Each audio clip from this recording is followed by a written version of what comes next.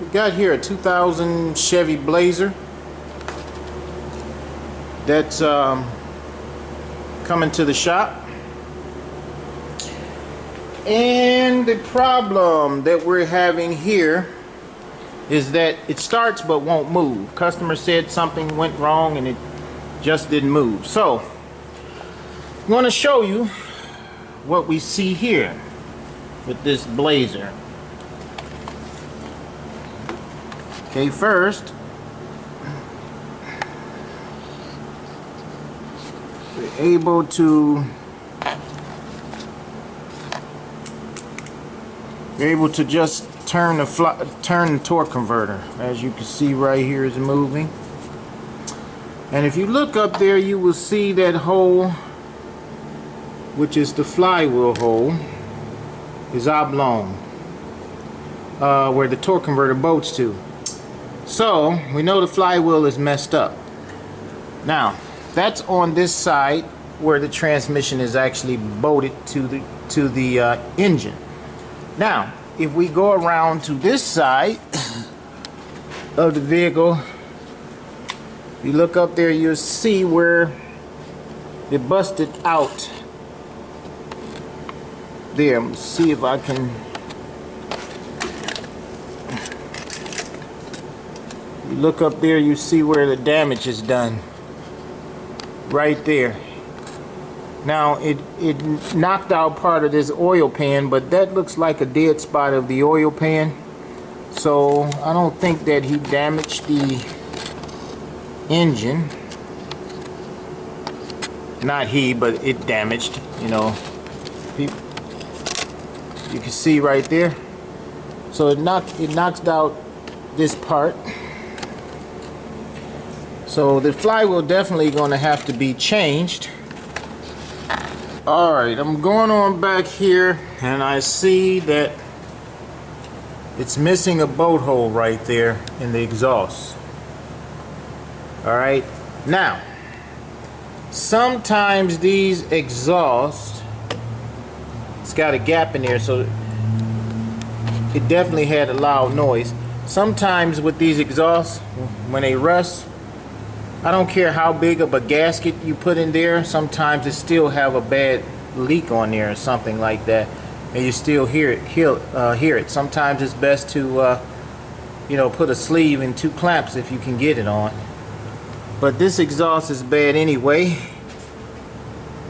This light not doing, because it's sitting on a cross member, as you can see. So that's sitting on a cross member, so it's not even held up right. Something else I see here is the gas tank. That didn't look right because the way the bolt is. Should be flat there, but somebody tied that up with a coat hanger up there. I can see. Where is it? You can see we got a coat hanger. Now they could have done this right, but they decided to put a coat hanger on here. Should be like this one here, flat across the bottom. Now they have gas tank straps where people can do things the right way, but and then one other thing here we see in the drive shaft, and this is important. Somebody welded the drive shaft shackle onto the yoke, and I know why, because they probably broke the bolt when taking it out. Probably was rusted in, so instead of drilling and taking it out or changing the yoke itself, they welded on there.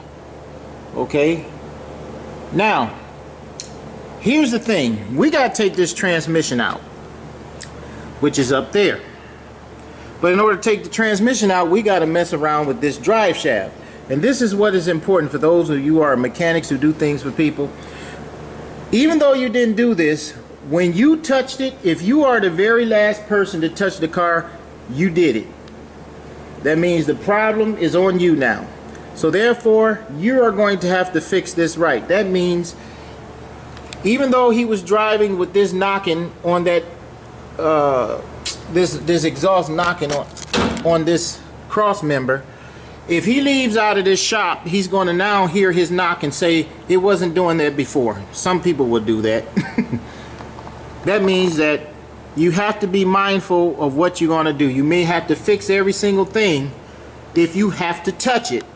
Now with this yoke, they could have probably drilled it out and put a bolt and a nut through there, but they didn't do that. They decided to weld it. So now we're going to have to cut that weld off, and we're going to either drill that out, probably, or we're going to have to put another yoke on there. But it has to be done, okay? And it's leaking here, so we might as well put a seal in there too. Okay, so I want you all to see this. Then this vehicle has multiple problems, and you got to touch them when you're taking the transmission out. Now I don't have to touch this gas tank strap. You know, I guess I can just let them know that was that way. But this thing here, some people, when they get a problem like this, they won't even do it. They say, nah, I won't do it. Now, if this vehicle was taken to a person who they call a backyard mechanic. Now let me tell you something about backyard mechanics. They got a bad name, backyard mechanics, okay? This transmission has been out because I could see that that is broken right there. But anyway, backyard mechanics got a name, a bad name. The name backyard means that you don't do something right. That's what it means, but that's not always true, because I know people in the backyard who knows what they're doing. But unfortunately, that name, a negative connotation has been applied to that name, backyard mechanic. I don't look at that. What I look at is, does a person take their time to do things right, and are they neat with what they're doing? If they're neat with what they're doing, it makes no difference if you're in the backyard or the front yard, as long as you do it right. Okay? That's not something that we can do in a shop. That's something that a person can do in the backyard, and the customer will go there, pay less money, but they will never go back to them when there's a problem. They'll come to a shop. Why? Because when you come to a shop, you can blame the shop. So therefore, if they bring a problem like this, I cannot go back like this. I can't cut that shackle off and re-weld it, because if it goes to another shop, they're going to say, well, who did that? That's not the way it's supposed to be. Okay? So therefore, it has to be done properly. That's either a new yoke or those the bolts that's stuck in there, and they are, because I saw them in the backside over here. I saw them stuck up there in the backside. They're up there because I saw them. This is going to have to be drilled out and put a nut in the bolt through there, grade 8 nut in the bolt. One of the two. Okay, so this is what we get in the shop sometime, where people do things like this. Okay, but we got to pay attention to this flywheel after we get this apart, and hopefully nothing else is damaged in here. Okay, remember, when you get a job, it makes no difference who did it. If you're the last one who touched it, then you're the one who owns it. So make sure you do it right. We got the transmission out of this Blazer, and I showed you the problem with the flywheel, and as you can see now, you can see what it did to the engine. The torque converter bolts, it must have blew out of there and broke that part of the engine there, and pretty much almost messed up this block here. Didn't break the starter though, it was still starting.